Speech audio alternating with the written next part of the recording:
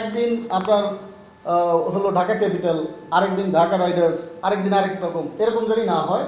So whoever comes in the board 5 থেকে 10 বছর 20 বছর পরেও যেন এই নামটাই থাকে। অনেকে অনেক নামে টিম চেয়েছেন, যেমন আপনি বললেন ফরচুন বরিশাল, এখানে উনি আরেক নামে চেয়েছেন।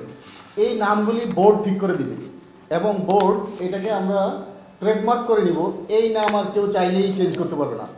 উনি যখন টিমটা নেবেন এই নামেই নিতে হবে, মানে franchise will not be eligible to change the name. যেমন ধরেন আপনি যে কোনো একটা ইন্টারন্যাশনাল ব্র্যান্ডের কথা বলেন, আপনি ফ্র্যাঞ্চাইজি নেবেন, আপনি ওই ব্র্যান্ডটা চালাবেন, not you can change the name. তো সেই রকম কিছু প্রভিশন রেখে আমরা রাইগরাসলি এটা চালাচ্ছি। আর আইএমজি যেহেতু আমাদের সাথে আসছে, পরবর্তী সব আপনাদেরকে জানাবো। এটা আমরা সিদ্ধান্ত মানে সবগুলি সিদ্ধান্ত নেব এবং with the interaction of the owners, আমরা তাদের সাথে বসে এটা কিন্তু এরকম না যে আমরা will take a one sided decision, will talk and interact with that. এটা উইন ব্র্যান্ড করার জন্য।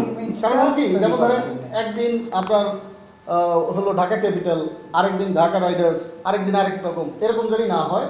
So whoever comes in the board 5 থেকে 10 বছর 20 বছর পরেও যেন এই নামটাই থাকে এবং এটা একটা ব্র্যান্ড ভ্যালু ক্যারি করে।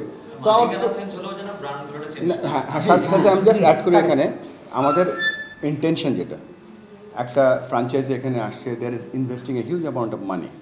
তো 5th ইয়ারে বা 3rd ইয়ারে বা 4th ইয়ারে গিয়ে যেন বলতে পারে যে yes my franchise is getting some profits. So এটা একটা অন্যতম কারণ to give them for longer term এডিশনটা দেওয়ার। এটাই আমাদের মেন প্ল্যান আর কি।